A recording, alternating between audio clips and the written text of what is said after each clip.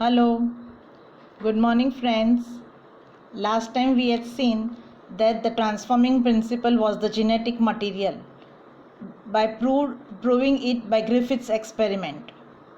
Now, today we will see exactly what the transforming principle is made up of. For that, Oswald Avery, MacLeod, and Maclean McCarty at the Rockefeller Institute in New York carried out an experiment to identify the transforming principle, that is, the chemical nature of the genetic material. They prepared a filtrate from heat kill 1S type cells of Streptococcus pneumoniae containing the transforming principle, and then added specific degradative enzymes to digest the individual components of this filtrate. As for example, protein is one of the components, so they added protease to find out whether protein was degraded or not. Ribonucleic acid was another component, so they added ribonuclease enzyme to find out whether ribonucleic acid was degraded or not. As enzymatic digestion was carried out one after the other of one or more components present in the filtrate, and they were tested for the retention of its ability of transforming principle. The transforming ability was retained all the time. So later on, they used the enzyme deoxyribonuclease to degrade the DNA, and they found that the transforming ability was destroyed, and so the filtrate was no longer able to convert one cell type into the other. So it was confirmed that the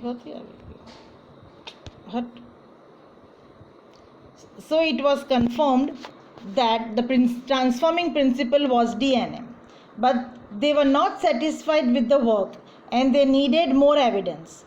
So they purified DNA from heat kill S cells by using electrophoresis, ultracentrifugation, and ultraviolet spectroscopy, and confirmed that the genetic material was DNA.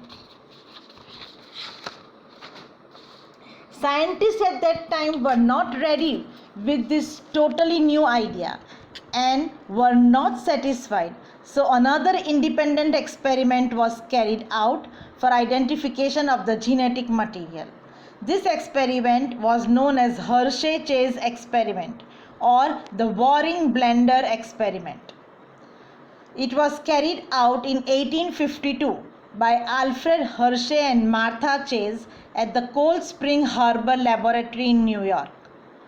They used bacteriophage as the experimental tool for studying the molecular genetics. They prepared a radioactive sample of T2 phage, one in which the protein was labeled with S35 and the DNA was labeled with P32 from the T2 infected culture of E. coli that had been grown with S35 and P32 labeled nutrients. Here the labeled phages produced by this culture were used to infect a new radioactive culture of E. coli. As we have seen, you can see it over here in the figure that in first tube E. coli culture is taken. In the second tube, the bacteriophage grown in the presence of P32 and S35 has been inoculated inside. This time the infection process was interrupted, and after a few minutes after inoculation by agitating the cells in a Waring blender. By this time, phage genes enter the bacteria, but new bacteriophage are not synthesized and bacteria are not killed. So Hershey and Chase centrifuged the culture. The heavy bacterial cells containing the phage particles were collected at the bottom of the tube, leaving the empty phage particles in the suspension. From this experiment, Hershey and Chase discovered that 80% of P32 were present in the bacterial palate. The bacteria were allowed to continue through the infection process and produce new phages. Half of P32 and less than 1% of S35 was present in the new Phage particles. The genetic material was DNA and not protein. In spite of this experiment, some scientists were still unconvinced that DNA is the genetic material in all organisms, and so they cannot be compared with real organisms as well as with human beings. But with the advent of recombinant DNA technology and artificial introduction of pure DNA into bacteria, yeast, fungi, insects, plants and animals, direct evidence was obtained that genes are made up of DNA. So from 1953 onwards, DNA was universally accepted as the genetic material.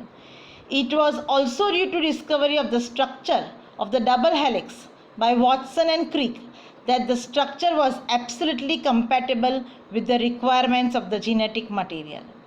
So now in the next unit, that is in unit number 1.2 of your bacterial genetics, we will now study the exact DNA double helical structure. For that, you will wait for a few seconds.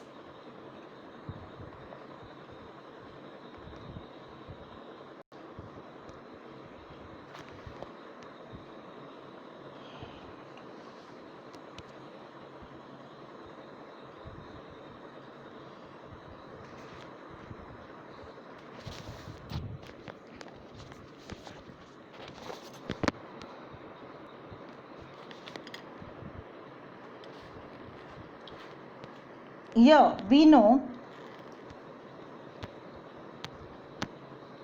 that the DNA consists of nitrogenous base, nucleosides, nucleotides as well as 3-5- phosphodiester bonds.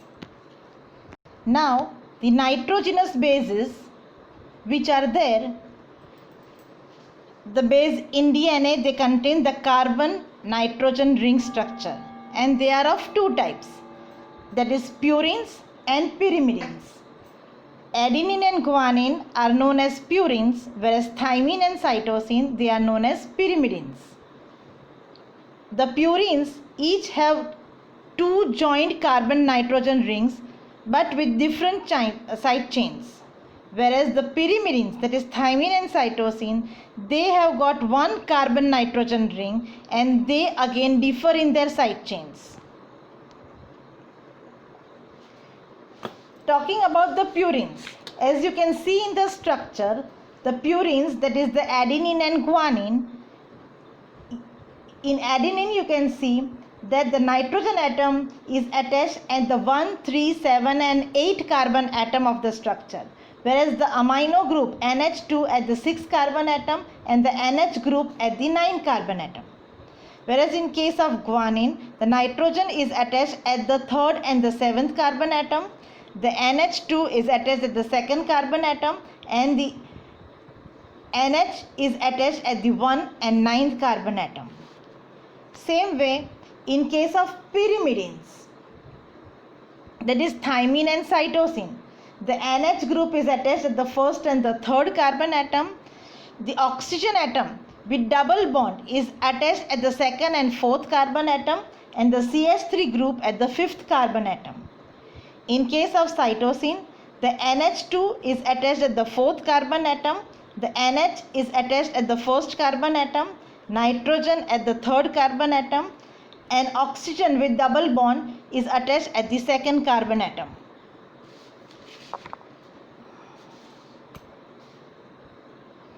Here we can see the ring structures of the ribose as well as the deoxyribose sugar, where we see that the OH group in ribose sugar, that is in the RNA, it is attached with the carbon atom which is replaced in deoxyribose by the hydrogen atom. Just because one of the oxygen atom is removed, this ribose sugar converts itself into a deoxyribose sugar. Now coming to the nucleosides. In DNA, the sugar in the deoxyribose, the 2-OH group of ribose is replaced by a hydrogen atom and hence the prefix is attached as deoxyribose. So the nucleosides are deoxynucleosides. The carbon 1 of the sugar is joined to the base via one of its nitrogen atoms. That is what you can see over here in the figure. If the base is a pyrimidine, then thymine and cytosine, the nitrogen at the first position, that is N1, is involved in bonding to the sugar. Whereas if the base is a purine, that is adenine and guanine, then the bonding is at the of nitrogen at 9th carbon position of the base. Coming to the nucleotides. A nucleotide is a phosphate ester of a nucleoside. It consists of phosphate group joined to a nucleoside at the hydroxyl group attached to the C5 of the sugar. That is nucleoside 5' or 5' nucleotide. A 5' denotes the atom of sugar in which the phosphate is bonded. In DNA, the nucleotides have deoxyribose sugar as the sugar and hence are called deoxynucleotides. The deoxynucleotides may have a single phosphate group, 2 phosphate groups or 3 phosphate groups. The DNTPs are precursors for DNA synthesis. During DNA synthesis, 2 of the phosphate groups of each nucleotide are split off and they are known as the pyrophosphates, and only one of them or one phosphate group remains, which is known as the alpha phosphate, which remains in the DNA or which is present in the DNA.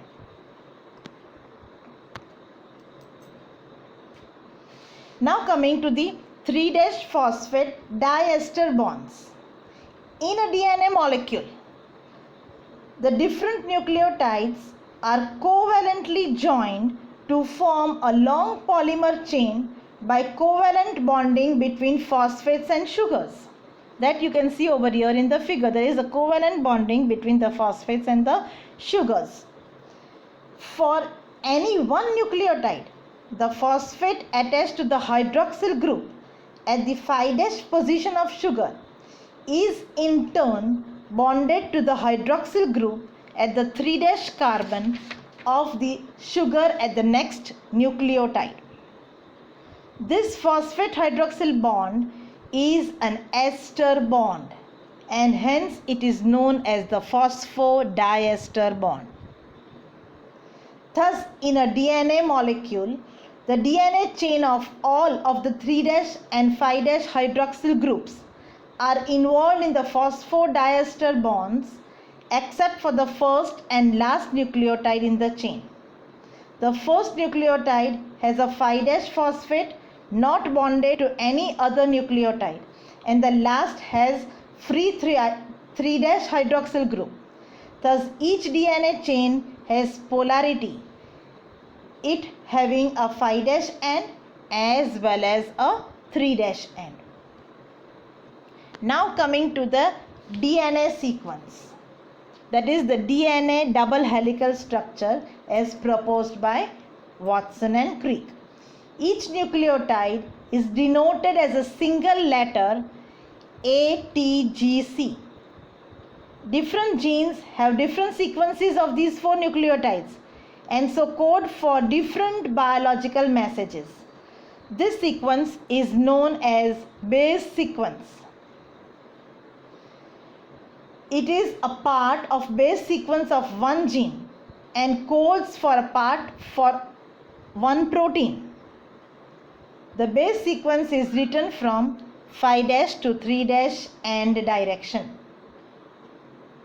As there are 4 types of nucleotides, the number of different possible sequences in a DNA strand is 4 raised to n DNA molecules, which are many thousands of nucleotide long. So that number of possible messages which come from the DNA will be enormous. Major group have nitrogen and oxygen atoms of base pairs which are pointing inwards towards the helical axis, whereas in the minor groove, the nitrogen and oxygen atom point outwards. The major groove is more dependent on base composition and may be a site for protein recognition of specific DNA sequence. Here you can see the same as the minor and major groove in the figure. In 1943, Watson and Crick and Morris Williams. In 1969, Frederick Michel had isolated DNA. They worked on the 3D structure of DNA, starting from X-ray diffraction photographs taken by Franklin and Wilkins. They concluded that DNA is composed of two strands which are wound round each other to form a double helix. It has nitrogenous base on the side and sugar phosphate backbones outside.